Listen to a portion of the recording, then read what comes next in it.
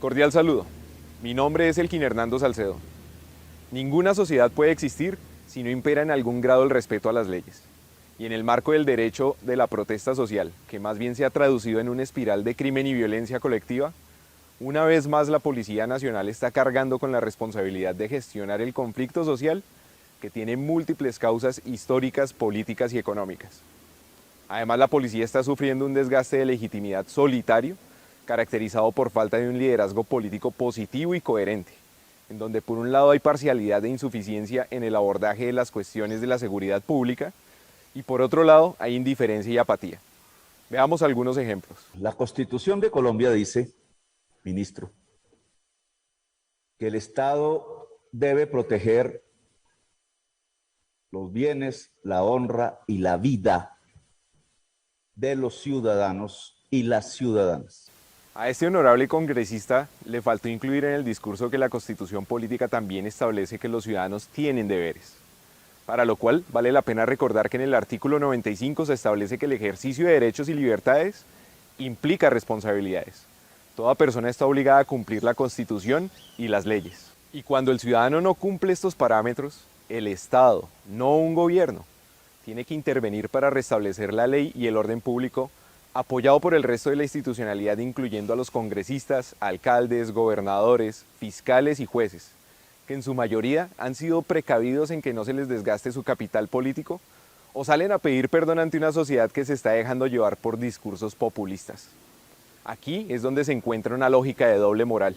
La manifestación es un derecho, no un acto de guerra. Por tanto, no se responde con actividad de guerra. La policía debe ser preventiva, no una policía militar que mata a sus ciudadanos y que... Entonces, tenemos que entrar a intervenir. El servicio no puede suspenderse. Es una decisión de la alcaldía. Porque entonces estarían ganando los saboteadores. La policía debe copar las calles del servicio de Transmilenio para garantizar. O por ejemplo estos honorables representantes a la Cámara que pareciera que se les olvida que la dignidad es un derecho humano. Además como que se les sube el cargo a la cabeza, humillando a los mismos que los sirven y protegen.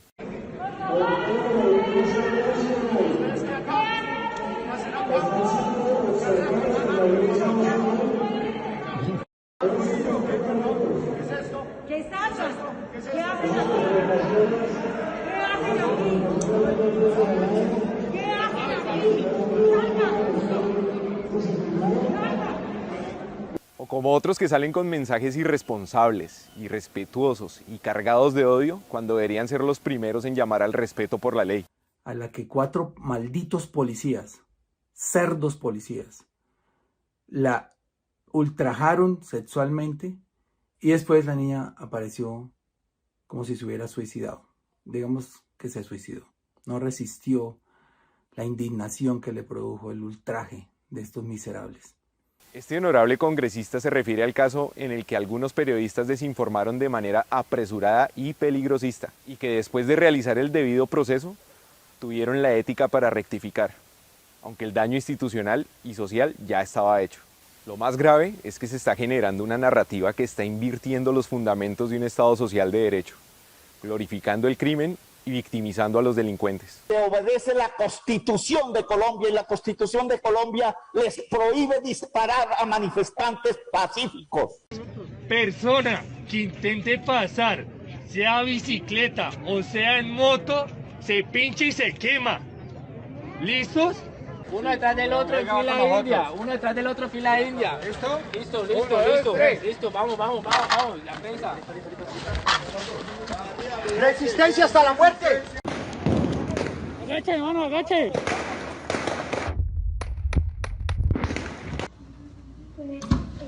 tan muy ¡Mierda! Le pegaron el cohete en la barricada. Mire, viene herido el policía.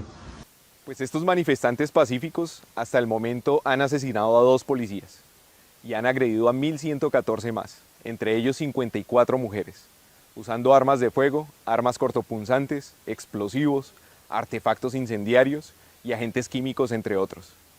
además de los actos delincuenciales contra el patrimonio cultural, el transporte público, instalaciones de administración de justicia y la propiedad privada. Eso sin mencionar los fallos en los administradores de justicia, como el caso de esta honorable juez que declaró la captura ilegal de unos infractores cuando ni siquiera sabe que el ESMAD hace parte de la policía. Sí, cuando lo capturaron, ¿a usted quién lo capturó? ¿La policía o el ESMAD? ¿Ah? El ESMAD. El ESMAD lo capturó, la fiscalía dice que la policía.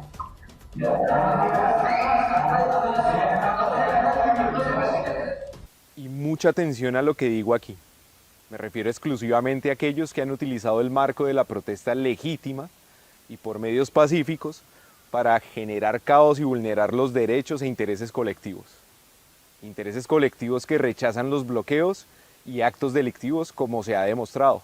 Bajo el argumento de la violación de derechos humanos, han logrado limitar la actuación del Estado. Y ahora los hombres y mujeres policías que cumplen bien con su deber son golpeados, secuestrados, torturados y asesinados. Si se trata de derechos humanos, quiero recordarles lo siguiente.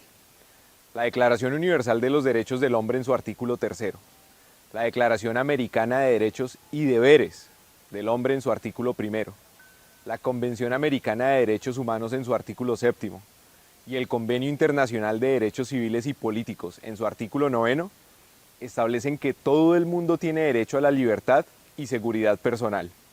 Esto implica que los derechos del individuo se limitan frente a los derechos de su prójimo.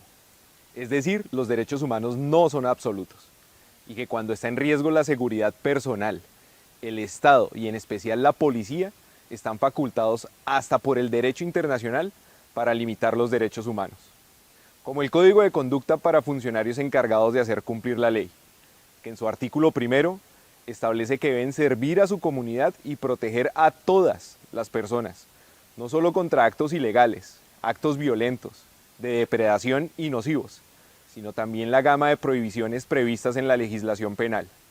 Es decir, todos los delitos establecidos en el Código Penal. De igual manera, el artículo 3 establece que la fuerza se puede usar cuando sea estrictamente necesario, de manera excepcional, racional y proporcional en la medida que lo requiera el desempeño de sus tareas, así como para realizar la detención legal de delincuentes o presuntos delincuentes o para ayudar a efectuarla. Además, menciona que se puede acudir al uso de las armas cuando un presunto delincuente ofrezca resistencia armada o ponga en peligro, de algún otro modo, la vida de otras personas y no pueda reducirse o detenerse al presunto delincuente aplicando medidas menos extremas. Es evidente que el país está siendo absorbido por los violentos y por lo tanto debemos apoyar las actuaciones legítimas de la policía en vez de debilitarlas. El mensaje para los hombres y mujeres policías que cumplen bien con su deber es de apoyo total. Y nuevamente quiero agradecerles por su estoica labor. Sé del desgaste anímico y físico por el que están atravesando. No se sientan solos. Cuando se estén enfrentando a los violentos, tengan en mente que están acompañados por aquellos ciudadanos que depositan su fe en el principio de servir y proteger. Aquellos ciudadanos que dependen de su labor como policías para que ellos puedan ejercer los derechos que otros desconocen. Ahora el reto en medio del caos es recuperar la confianza del público. Para lograr ello, recuerden actuar con paciencia, prudencia e inteligencia. Aunque sé que suena fácil decirlo desde la comodidad de los prejuicios basados en la desinformación de las redes sociales. Pero hoy más que nunca deben buscar la inspiración en el Código de Ética Policial, apoyarse en el Sistema Táctico Básico Policial y tener muy en cuenta los numerales 5, 6 y 7 del artículo 32 del Código Penal, así como las directrices para la aplicación efectiva del Código de Conducta y los principios básicos sobre el empleo de la fuerza y de armas de fuego por los funcionarios encargados de hacer cumplir la ley.